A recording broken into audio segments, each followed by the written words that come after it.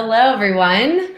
We are back for our weekly leadership lunch chat with Jennifer Wilson and myself, and have lots to talk about today with the week that we've had, and I would say not just the week that we've had, the months that we've had that have really, I think, built up to this week, and the emotions that all of us have experienced and witnessed and so forth. So I know we want to talk about that and how to handle these emotions in the workplace as well, and just that generosity from a leadership perspective that we can show and demonstrate as well. So Jennifer, did you want to start off? Sure. It's generosity. It's also flexibility. This idea that, we were in a crisis. The pandemic caused a crisis. And now we have more of a disruption. I mean, we have social issues. We have civil unrest, serious, sad, racist injustice, causing all of us to have a difficult time kind of focusing on work. Again, safety and security is under attack a little bit with these curfews this week, and fears of safety because we don't know if we can trust authority with what's happened. It's just, there's a lot on our minds. It's hard to focus on work. A lot of very interesting conversations I've been having this week with people. But they're not really work related, I guess. I mean, they are, because all of this spills over into the workplace. But I'm sure that there's been a lot of disruption this last week, in addition to the pandemic disruption we've already been having. So it's just been very interesting. And, as a person of privilege, I really have been out there this week saying, what can I do? How can I help? What do you all see as ways that I could make a difference? Because I realize that I haven't been actively seeking those ways. I guess I felt that we were further along than we really are. Yeah. And I've been reading Martin Luther King, quotes people have been posting and things that I've been reading about his work this last couple of weeks. It feels like not much has changed in 60 years, and that's kind of disheartening. Yeah. Well, and I think what is important as well is to understand that people are going through this. And, when we talk about that it's disruptive, in the workplace, that's where compassion needs to take hold from a leadership perspective of, rather than acting like it's not happening. What can we do as leaders to open the conversation in a productive manner as well? Because, there's always a lot of discussion and back and forth, whether it's about COVID, whether it's about the events from the past week and opinions, but where you can take a conversation and change it into action, that is a productive action and brainstorming. That's really where we come back to these innovation ways of being, right? Like where we can sit back and brainstorm and say, throw out what we've done before. What could we do different as a company, as a person, to contribute in a positive way to this experience? And it goes beyond business as usual, that, so it's not going to be business as usual for so many reasons. And just knowing that people's anxiety levels are at such a high place, what can we do individually? I wrote a blog this week about it that I had actually, it was about a month ago during this whole COVID thing. I've been binge watching Netflix with my son. I haven't watched TV this much, and I have no idea how long. But there's this show called 100 Humans. And they basically experiment different human experiments, and it's people of all walks of life, whether it's your sexuality, your race, your religion, men, women, whatever it is. And the show that I was referring to was about our unconscious bias, and that we go in each day thinking we don't have it. And they did very simple experiments, one being where they had, 3 men, 3 women, and each person came out to figure out which ones were the couples. And they would place them, and only one person got it right because there were actually 2 gay couples, and no one thought to pair them up. Or there was another situation where it was shooting people that are coming at you, and whether they were African American, whether they were white, whoever they were shooting the African American without intending to, right? Like, this is just something that comes out. And so I think of all times, this is our moment to sit back and say, what biases do we each hold without meaning to? Everyone wants to be a good person. So what can we do to actually change that? And those are the conversations that could be productive in our workplace. I agree. I mean, there are a lot of organizations that were ahead of this in the last couple of years, teaching unconscious bias, bringing it in as part of their soft skills program and helping their people uncover their unconscious bias, which I applaud and appreciate. I know we all have them. And I'm sure that they're being more exposed today than maybe they have been in all of our lifetimes. Yeah. I think that trying to uncover yours are important, but also, talking to people that are different than you, whether it's African Americans or, LGBTQ, or whether it's, folks that are from a different part of the country or a different religion or, different culture, whatever, upbringing, different country, to try to just say, wow, we have differences. And how do the ways that I approach our relationship affect you negatively? Yeah. How do you notice my bias? How does my bias impact you? And to be open to that. And I've definitely started those conversations this week. And I've gotten some very interesting resources and education and reading and videos to watch. And people that are different than me are all too ready to educate me about their differences and what they need. And I love that. And I guess I operated like we didn't have to because we were past it.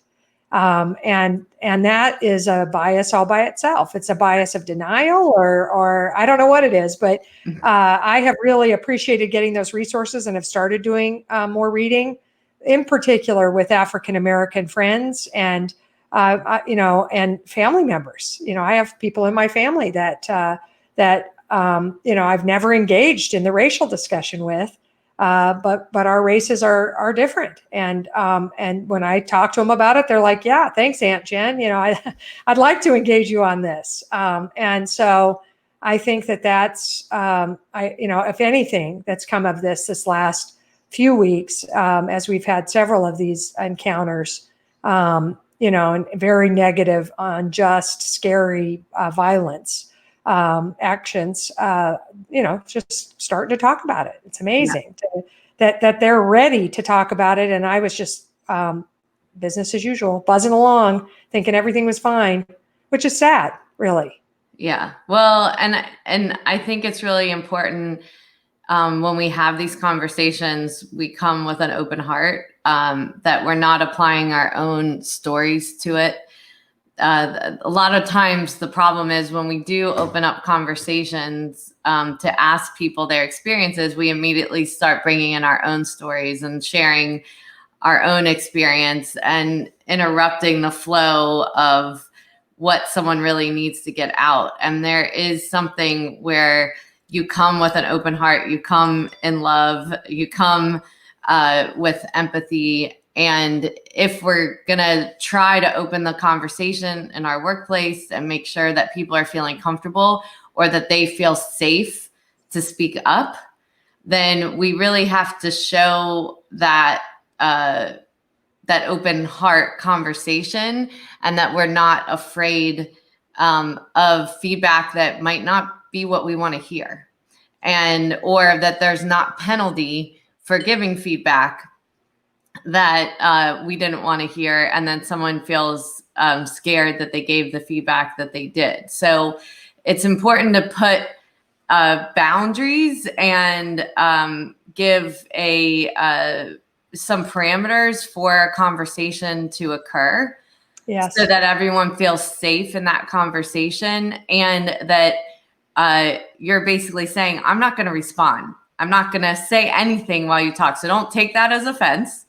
I'm taking in the information that you're giving me so that I can really be here for you and hear you without judgment. Yeah. We call that coming to a conversation palms up. Mm-hmm. You know, like, what can I do? You know, how can I help? And then really not like immediately going from palms up to hands on hips. Right. Or, you know, like I just picture myself standing there with my hands up, which is the most vulnerable, open, you know, like, I'm here, you know, Right. and I want to help. Yes. How can I help? Tell me what you want me to do. Give me your feedback. And so I get you completely about that idea of just being an open listener, and no penalty or no retribution or no smackdown or no rationalization. You know, you and I've talked before about yes, but. Yes. Yes, but, you know, here's why we're doing that. Or, you know? we have this program. Did you know that? Like, no, Yeah. if they don't know that, then that's your work to go back and figure out why they didn't know that. Not to educate them during that conversation, but to actually step back and go, we screwed up. We did something. We didn't communicate right. We have to figure out a better way of communication, and take a look at yourself versus like, well, why didn't you know? We've emailed, we've said it in meetings. There's always that kind of comeback. And then someone's like put on the spot of like, well, then I didn't read it and I didn't hear it. And then they're shamed because they didn't know. And so it's important that when we hear that feedback, we figure out like, what did we do wrong that they didn't hear this before? And how else do we need to communicate differently to get our message across?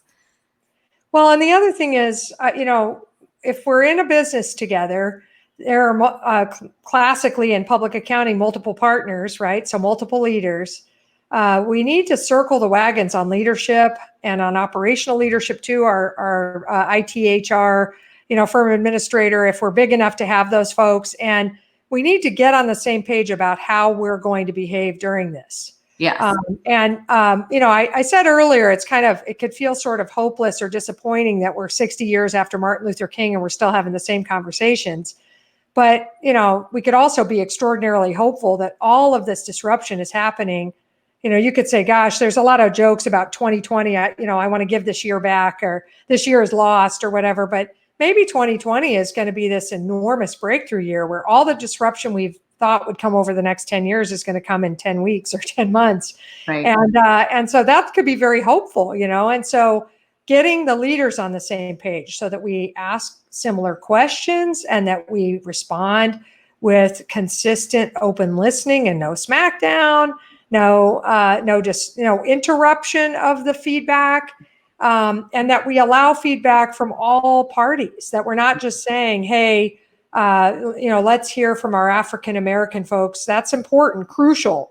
Definitely want to hear from them. But anybody else who feels like we've been biased against them, anybody else who feels like we need to straighten up some of these things in our work, and I know there are other classes of folks that feel sort of maligned or not appreciated or not counted or not supported or not promoted.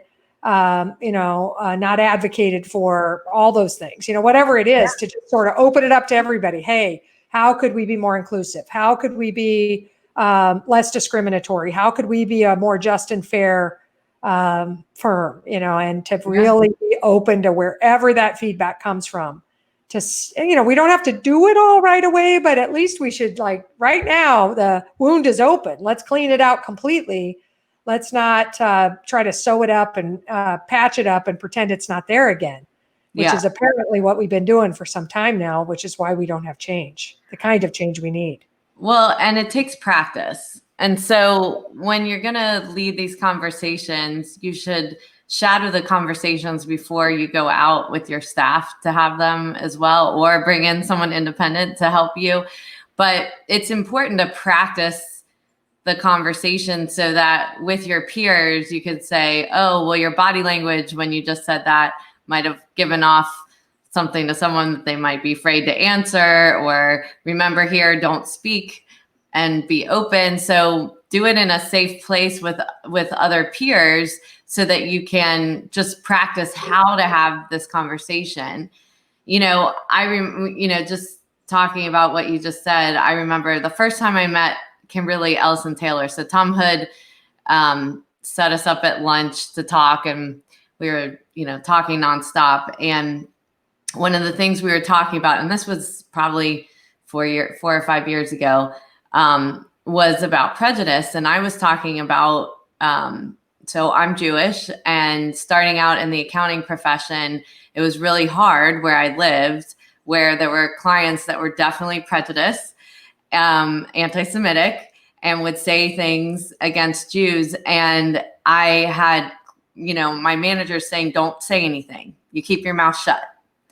And I remember thinking at the time, like, I'm lucky that I don't look Jewish and I can get by this way. And I had told her at the time, I was always thinking about African Americans, that they can't hide who they are. They can't hide their skin. It's out there. And I had kind of survived a lot of prejudice in my life by being able to kind of hide without showing it, which isn't the right way either. But you don't even know, when you're saying different people are experiencing different things in their work life or with a client or with other employees.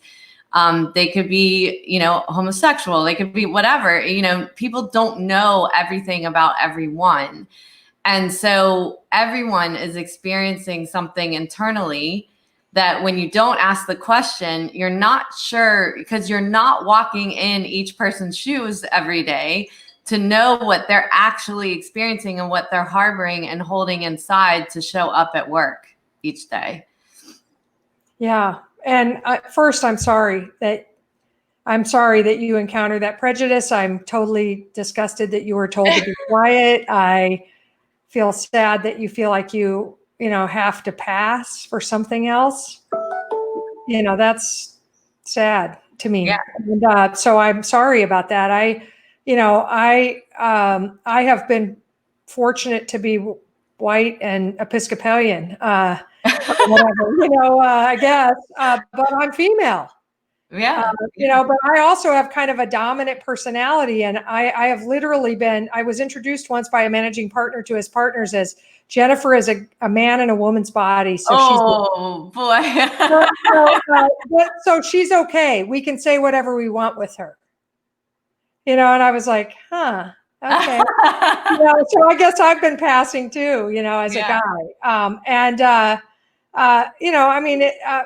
But I haven't encountered the kind of prejudice you have. And person does. I don't think what you're saying is not, it's like you're still keeping your mouth shut. And so I would ask you if that was comfortable for you to hear that. And these are the things, that we have to be more aware. Yeah. Well, and we all have it. Yes. But also, though, I feel like I am a person of privilege and I have a platform. Yeah. And so I feel responsible to figure out how to help.